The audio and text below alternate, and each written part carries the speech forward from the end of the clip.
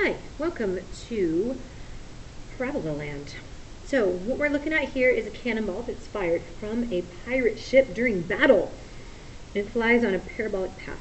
The cannonball reaches a maximum height of 50 yards, and it will travel a distance of 200 yards. So what we first want to do is label or sketch a graph of this. So when the cannonball goes, it goes like this, and then it comes back down. Now exactly at the halfway mark is where it reaches its maximum height. So it said that it travels a distance of 200 yards. So that means that this distance here must be 100.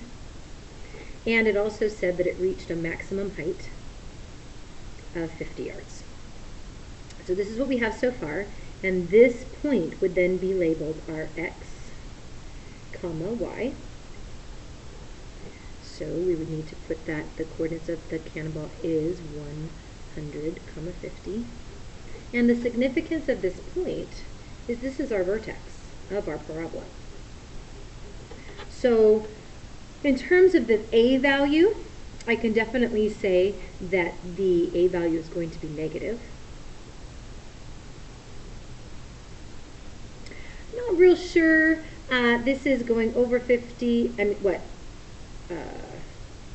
over 100, down 50, so I'm not real sure what exactly the value is going to be, but what I can do is I know what the equation will be except for my a value. I know that it will be, remember, opposite of the x, and it is the y. Here's the other thing. I can also figure out what the a value is, because all I need to be able to have is to have an x and a y to plug into the equation. And if I can plug in an x and a y, then I can actually solve for the a. So I have some choices. I know this point, and this point is 0, 0. I also know that this point here is 200, 0. So I can choose either, whoops, you know what I forgot? Dang it, squared. Glad I caught that. So these are my two options that I can choose from. The kind of fun thing is that either one of them is a 0 for my y. And if I put in 200 here, I get 200 minus 100, so that's 100 squared.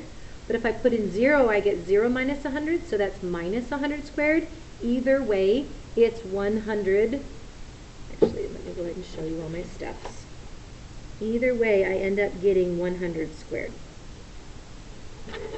So we have our 0 equals a times 100 squared is 1, 2, 3, 4 zeros. So I look back here and say, okay, I need to get a by itself. And in order to do that, I need to move this guy first because this is addition. And then really, just so it looks more familiar to you, it's the 10,000 times a, and normally we put the number in front of it, so I went ahead and did that. And the way to get rid of this is simply to divide. Now, how cool is this? Indeed, it was negative, just as I predicted.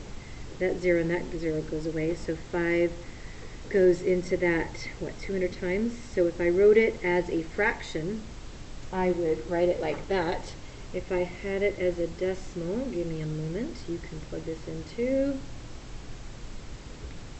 I would get 0.005, negative 0.005. So I like fractions. I don't have a problem with fractions, so I'm going to go ahead and leave it as a fraction. So I'll have y is equal to negative 1/200. Life doesn't normally work out pretty. This is about as pretty as we can get for y'all. X minus 100 squared plus 50. So this would be one example of an equation that I could get for this scenario.